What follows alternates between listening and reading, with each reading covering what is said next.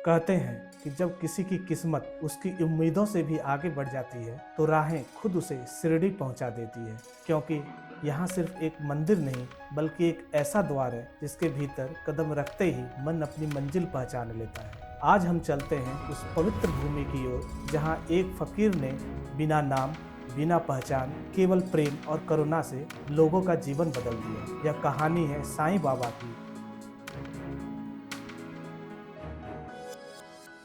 शिरडी, जहाँ हर दिन लाखों कदम सिर्फ दर्शन के लिए नहीं बल्कि शांति की तलाश में आते हैं, और इन कदमों को थकान से बचाने, उन्हें सुरक्षा और सुकून देने के लिए साईं बाबा संस्थान ट्रस्ट ने भक्तों के ठहरने की जो व्यवस्था की है वह अपनी सादगी और सेवा भाव में अद्वितीय है। शहर की हलचल से दूर शिरडी के भीतर एक अलग ही दुनिया बसती है, और इस दुनिया का सबसे बड़ा सहारा ट्रस्ट द्वारा संचालित आवास परिसर है, जहां हर भक्त को उसके बजट और आवश्यकता के अनुसार एक सुरक्षित ठिकाना मिलता है। हजारों भक्त एक साथ ठहर सकते हैं।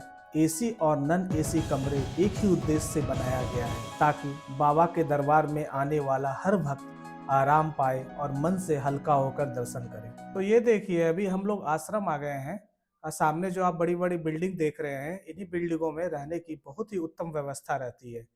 यहाँ पे रहने के लिए या तो आप ऑनलाइन बुकिंग कर सकते हैं या फिर यहाँ आके आप काउंटर पे भी बुकिंग कर सकते हैं, लेकिन मैं आपको सजेस्ट करूँगा कि आप ऑनलाइन बुकिंग करके ही यहाँ आए। ये सामने स्वागत कक्ष है, यानी रिसेप्शन सेंटर है। तो रूम बुक करने के लिए सबसे पहले आपको यहीं पे आना पड़ेगा और यहाँ से फिर वो लोग रूम को अलॉट करते हैं। और इसी के बगल में कुछ शॉप्स हैं, जैसे ये बाजू में, शायद ये पेड़ की वजह से आपको दिख नहीं रहा होगा, लेकिन एक जेरॉक्स सेंटर भी इसी के बाजू में है। और ये यहाँ का पार्किंग एरिया है जहाँ पे कि आप अपनी गाड़ी को पार्क कर सकते हैं। वैसे एक चीज़ और है यहाँ पे कि जब आपको रूम अलॉट होगा तो जिस भी बिल्डिंग में आपको रूम अलॉट होता है उसका भी एक पार्किंग एरिया डिसाइड होता है, तो आप वहाँ जाके भी अपनी गाड़ी को पार्क कर सकते हैं। और ये वैसे इसका पार्किंग एरिया है। आश्रम के अंदर इस तरह का बोर्ड हमें हर एक जगह लगा हुआ मिल जाता है, तो आपको जो भी बिल्डिंग अलॉट हुई रहेगी इस बोर्ड के माध्यम से आप वहाँ तक पहुँच सकते हैं आराम से।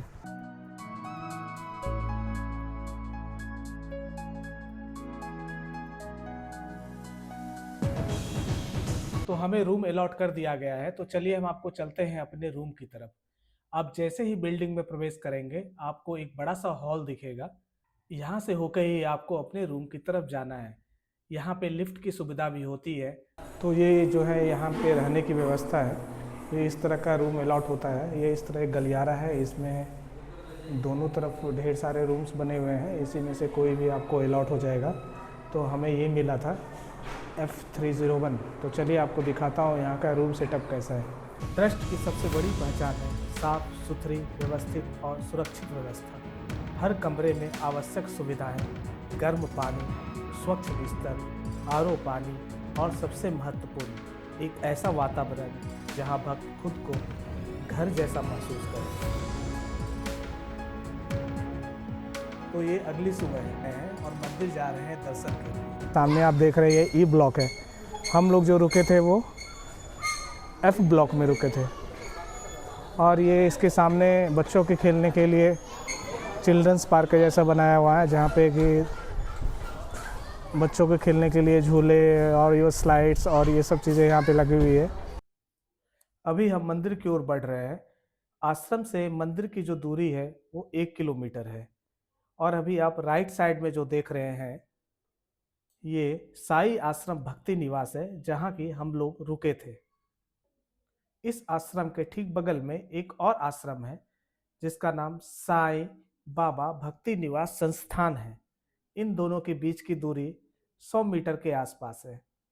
दोनों आश्रम में जो रहने की व्यवस्था है वो बहुत ही अच्छी है और काफ़ी किफ़ायती बजट में आप यहाँ रह सकते हैं। वैसे आश्रम के बाहर भी ढेर सारी होटल्स है जहाँ पे कि आप लग्जरी, बजट दोनों ऑप्शन उपलब्ध है और आप कहीं भी आराम से रह सकते हैं। तो हम लोगों ने दर्शन कर लिया है। मंदिर के अंदर कैमरा ले जाना अलाउड नहीं था, इसलिए हम मंदिर के अंदर का रिकॉर्डिंग नहीं कर पाए। आज वीकडेज होने के कारण मंदिर के अंदर काफ़ी कम भीड़ थी, तो दर्शन बहुत ही आराम से और अच्छे से हो गई और मुश्किल से 10 से 15 मिनटों में हम लोगों ने दर्शन कर लिया।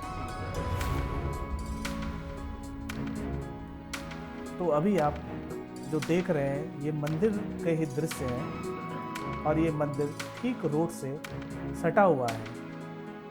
और ये अभी आप राइट साइड जो देख रहे हैं ये मंदिर का मुख्य प्रवेश द्वार है।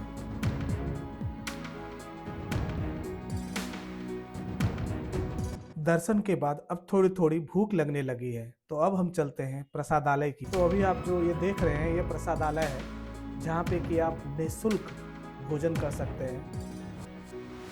शिरडी साईं बाबा मंदिर ट्रस्ट की यह व्यवस्था केवल सेवा नहीं, एक संकल्प है कि यहाँ आने वाला हर भक्त सिर्फ दर्शन लेकर ही नहीं बल्कि सुकून पाकर लौटे।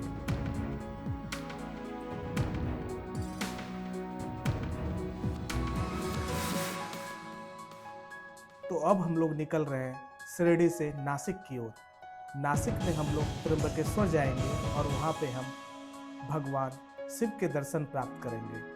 आज शिरडी में बिताए हर पल ने मन को एक अजीब सी शांति दी है। अगर आपको भी ये सफ़र अच्छा लगा है तो वीडियो को लाइक करना, शेयर करना और चैनल को सब्सक्राइब करना मत भूलिए। फिर मिलेंगे एक नए सफ़र में। जय साईं राम।